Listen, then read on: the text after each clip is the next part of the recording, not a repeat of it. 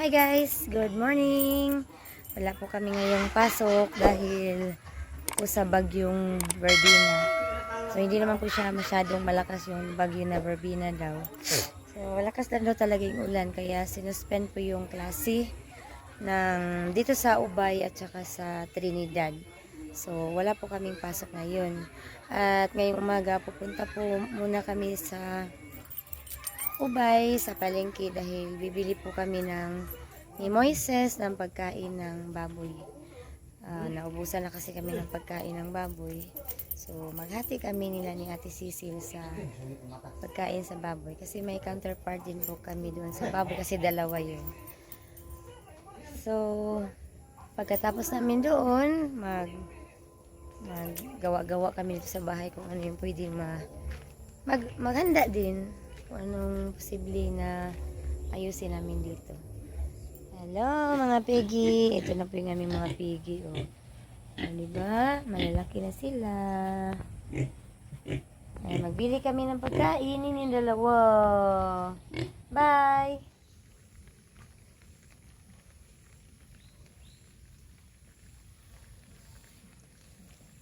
Ya, panilig na Ria. Dahil na Moises.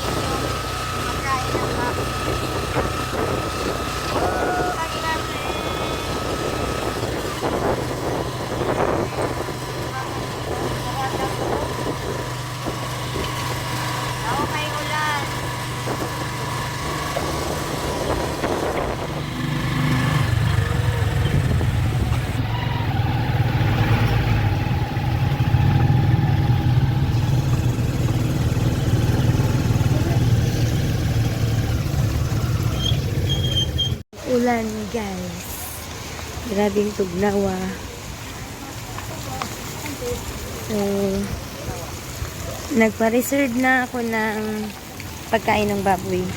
So pupunta muna ako doon sa palengke para magbili ako ng isda. Oh, kaayo ang lamig-lamig.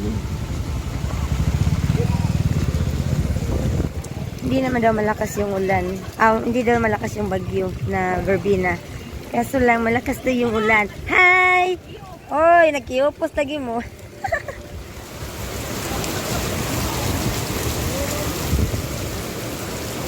Tugnawa. May tatag samok. Kay mo gipapalit ni mama samok. Wa may samok. Samok ang ipangita ate.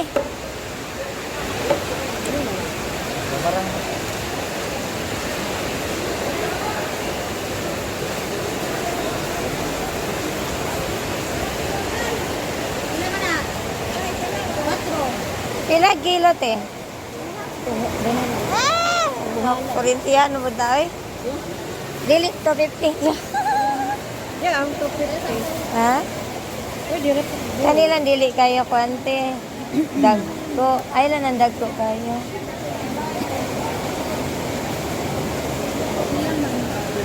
So walang iba guys. Kaya ito na lang. Diri ko ni ate. Pakapin sa te. May pakapin. Pakapin kay Pasko na. Kapili po ako na. Ni tama. Meron akong isda. Pero grabe kamahal. 300 ang kilo.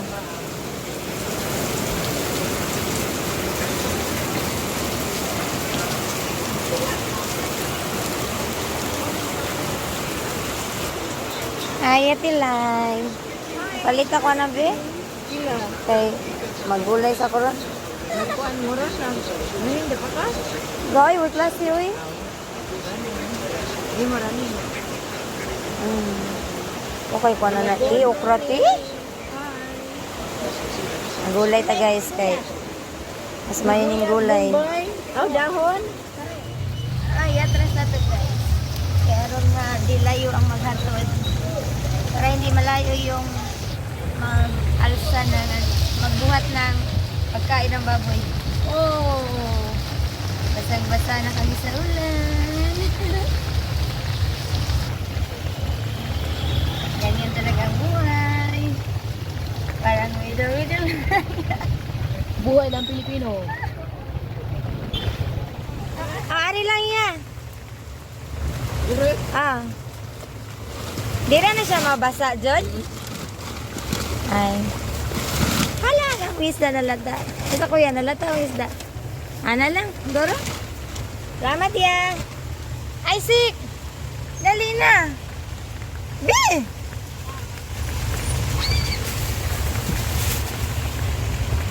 So, alis na kami. Pauwi na kami dahil basang-basa na kami ni Moises. Asa mo di ka mapatong na? Basang-basa sa ulan. Ano na?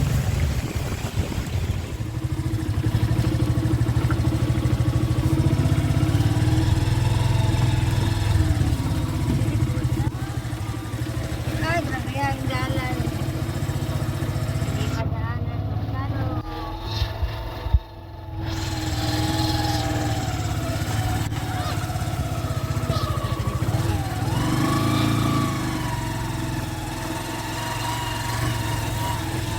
Wala na naman guys. Daan namin. Hindi na naman madaanan.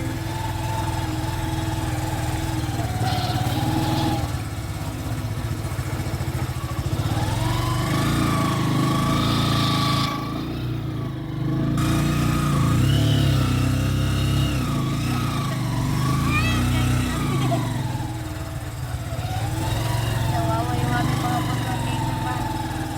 Kanina.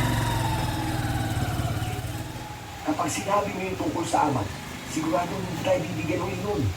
Parang hindi mo alam ang ugali ng panot na yun. Ibusaw na lang yan. Tapos, pagdating sa loob ng sabihan, ipapaon natin para hindi makita ng panot. O sige kuya, tingin na lang ako ng tubig. Uminom na sa pagkagapas. Disgrasyang natabas ni Jeros ang isang malaking puso ng saging. Hala kuya, ibabawas ni Panot yan sa sahod natin. Huwag ka maingay. Diyos ko, dapat natin itong itago. Dali, mag-okay ka. Bilisan mo. Ano yung narinig kong itatago nyo, ha?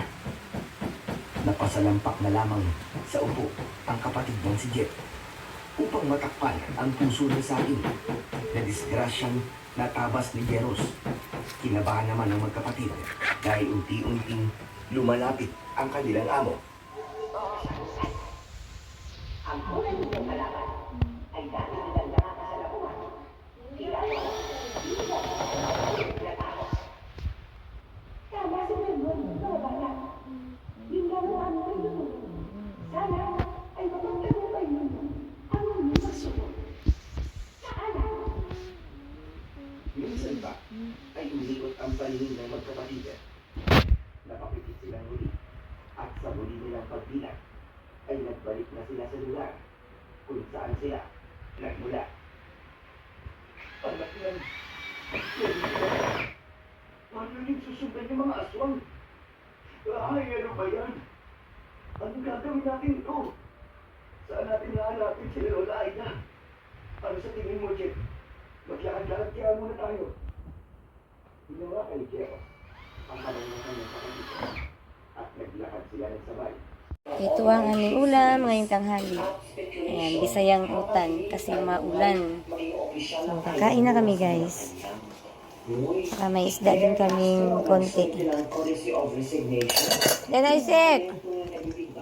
At sabi pa ng ilan, baka daw ang posibleng rason ni Greg Ginira di mo na sa isang press con kung yung Kain tayo guys. Magtanghalian tayo. With utan bisayaan, isda na prito. yung na-interview si Miss Palominis ko.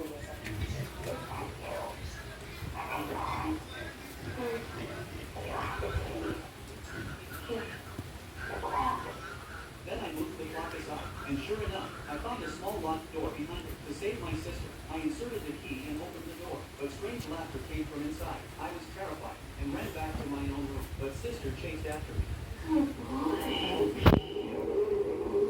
Just when I didn't know what to do, a group of masked bad kids suddenly came down. Away. Then I took something else. Out of my pocket, a scarred apple. I turned the scar toward the man. In the police surveillance feed, the killer's face appeared clear.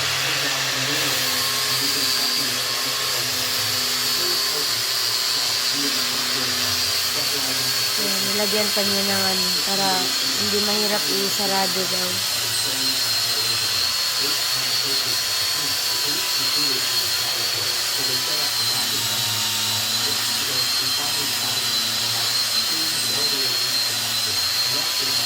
Ayan, si Kuya lagi nagmamap kahit maulan. So, dahil maulan ngayon at binigyan kami ng saging sa aming kapitbahay na si Edmond. So, magsaing kami nito kasi masarap kumain ng saging na nilaga pag maulan ang panahon. So, wala kaming ginamos. Kaya, ang ipare sa amin nito guys ay toyo lang. Tapos lagyan ng mantika na konti, tsaka asin. Binigyan kami ng saging. Nagputol siya kasi ng dalawang bulig. Ayan na kuya ko. Sige na ipalimpyo naman kuya. Oh. Ayan. Lagi siyang nagmamap. Pero maulan naman. Lagi din nadudumihan yung sanin. Hinap na kuya po. Kaya nga na kuya. Mawa na naman kagwapo. Okay, magsaing na tayo nito guys para makakain tayo ng saging na nilaga. Magsaing, maglaga pala.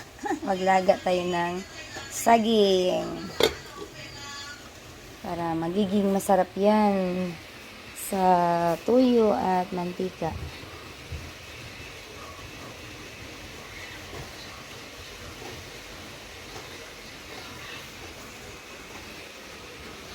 Sakto na lagi na kuya, si panlimpyo, si kuya. Kain na tayo ng saging na nilaga.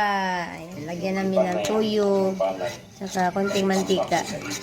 So, wala kasing ginamos. Ito na lang yung sausawan namin.